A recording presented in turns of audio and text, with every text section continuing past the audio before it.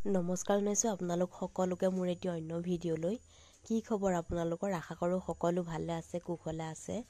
মোৰ বাৰু মাতটো শুনি আপোনালোকে গম পাইছে মোৰ গা ইমান ভাল নহয়, কাহ হৈ আছে, জ্বৰো হৈছিল, চৰ্দি লাগি আছিল। সেয়েহে এইকেইদিন ইমান ৰেগুলাৰ ধৰণে পোষ্ট ভিডিঅ'সমূহ দিব পৰা নাই। এয়া আমি পানী তুলিবলৈ গৈছিলোঁ, ছাতি লৈ পেলাই বিয়া এখন আছিল, সেইখিনি আপোনালোকে দেখাই পাইছে। তাৰপিছত হঠাতে এনেদৰে বিয়া ঘৰত থাকোঁতে এনেদৰে বাবা আহিলে, এয়া আপোনালোকে দেখা পাইছে নহয়নে? হঠাতে বাবা আহিলে আৰু দৌৰ মাৰি যাই পেলাই অকণমান ভিডিঅ' কৰিলোঁ। আৰু বাবা আহিলে ভাল লাগে বহুত, এটা মনটো বাবাক দেখা পোৱাৰ লগে লগে নহয়নে? তাতে বিয়াৰ নিচিনা এনেকুৱা এটা শুভ মুহূৰ্তত এনেদৰে বাবা আহিছে, বহুতে ভাল লাগিছে। আৰু বাবাক এনেদৰে খাবলৈ দিলে। আৰু বাবা বহুত ঠাণ্ডা, সকলোৱে তাৰমানে চুই মেলি চাব পাৰিছে আৰু ভয় কৰা নাই কোনেও। মানুহজনেও কিবা কিবি আনি পেলাই দিলে বাবাক খাবলৈ, চিৰা দিলে, শাক পাচলি দিলে, কিবা কিবি খাবলৈ। বাবাই খুব ধুনীয়াকৈ খাই পেলাই গৃহস্থক ধুনীয়াকৈ আশীৰ্বাদ বাৰু দি থৈয়ে গৈছে।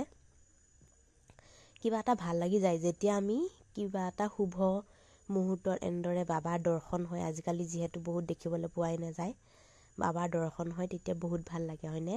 আপোনালোকৰ বাৰু এনেকুৱা মুমেণ্ট আছে যদি কমেণ্ট কৰি ক'বচোন। বিয়াৰ সময়ত এনেদৰে হঠাতে আহি পেলাই বাবা ওলোৱা। আচলতে কি হ'ল, গাটো বেয়া হ'বৰ কাৰণে মোৰ সিদিনাখন প্ৰথম বৰষুণত তিতি পেলাই আকৌ বিয়া দিনাখনিও বৰষুণত তিতিলোঁ। তাৰ পিছদিনা আকৌ সেই তিতি পেলাই তেনেকৈ মই বিয়াৰ পিছদিনা গুৱাহাটীলৈ গুচি গ'লোঁ, ভাইটিয়ে খবৰটো পাই পেলাই। তাৰপিছত আহিলোঁ, এনেকৈ অহা যোৱা এনেকৈ বতাহ সলনি হৈ কিবা কিবি হৈ পেলাই একদম মানে মোৰ গাটো বহুতে বেয়া। সেয়েহে যোৱাকালি মই একো ভিডিঅ' দিব নোৱাৰিলোঁ। আগতে ৰেকৰ্ড কৰি থোৱা ৰিলছ এটামান দিছোঁ নেকি চাগে। তাৰপিছত এনেদৰে আকৌ আমি বহি পেলাই এনেদৰে চাহ খাই আছিলোঁ বিয়া ঘৰত। এই অকণমানি ল'ৰাজনক ভিডিঅ'টো কৰি দিবলৈ দিছিলোঁ, সি ভালকৈ কৰিবলৈ নাজানিলেই। তাৰপিছত আকৌ এনেদৰে মই গুৱাহাটীলৈ বুলি ওলালোঁ। যিহেতু হাই ছেকেণ্ডেৰী ৰিজাল্ট দিছে, মোৰ আগৰ ৰিল ভিডিঅ'টোত মই জনাইছোঁৱে আপোনালোক সকলোকে মোৰ ভাইটিৰ পৰীক্ষাৰ কথা। সেয়েহে ঘৰত থাকি পেলাই মনটো নবহি উগুল থুগুল লাগি থাকোঁতে ভাবিলোঁ নাই, এনেকৈ থাকিলে নহ'ব, ঘৰলৈকে গুচি যাওঁ। সেই বুলি ভাবি পেলাই 1টা বজাত ঘৰলৈ গুচিয়ে গ'লোঁ। অৱশ্যে ঘৰ যাই পাওঁতে মোৰ অকণমান দেৰিয়ে হৈছে, 4টা চাৰে 4টা মানে বাজিছে। ৰাতিটো থাকি আকৌ পিছদিনাখন গুচিয়ে আহিলোঁ। সেইকাৰণে মোৰ ঘৰলৈ যাবলৈ মন নাযায়। ঘৰলৈ বেছিভাগ মই 1টা ৰাতি বা কেতিয়াবা 2টা ৰাতি হয়, বেছিভাগ মই 1টা ৰাতি থকাকৈ যাওঁ। যিহেতু মোৰো ঘৰত অকলশৰীয়া আৰু কোনো নাই, সেইটো কাৰণে হাঁহ ছাগলীবিলাক এৰি থৈ যাবও নোৱাৰি। সেইটো কাৰণে মই 1টা ৰাতি বা 2টা ৰাতি মোৰ বেছিভাগ থকাই নহয়, 1টা ৰাতিয়ে থকা হয়। সেইকাৰণে মোৰ ঘৰলৈ যাবলৈ মনে নাযায় ইমান লৰালৰিকৈ। কিন্তু তথাপিও ভাইটিৰ ৰিজাল্টটো পাই পেলাই আৰু নিজকে ৰখাব নোৱাৰি গুচি গ'লোঁ।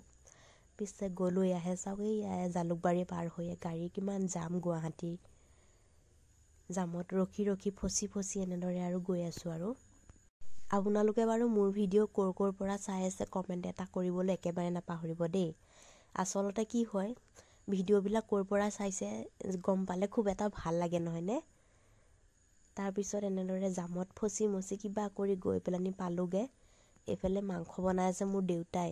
আচলতে দেউতাই খুব ধুনীয়া মাংস বনায়, আৰু সেয়েহে লোকেল মুৰ্গী এটা নিছিলোঁ ময়ে।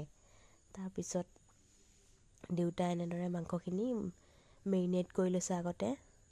নিমখ, হালধি, তেল, পিঁয়াজ, মছলা সকলোখিনি খুব ধুনীয়াকৈ সানি লৈছে। সানি লৈ পেলাই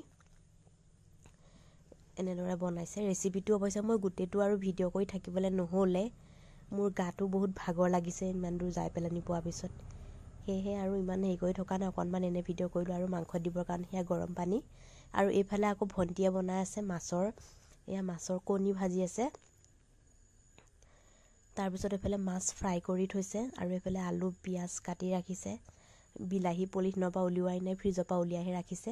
আৰু এইবিলাক ভাজি বনাবৰ কাৰণে। আৰু এয়া কাচকলো ময়ে লৈ গৈছিলোঁ, এয়াও ভাজি বনাবৰ কাৰণে।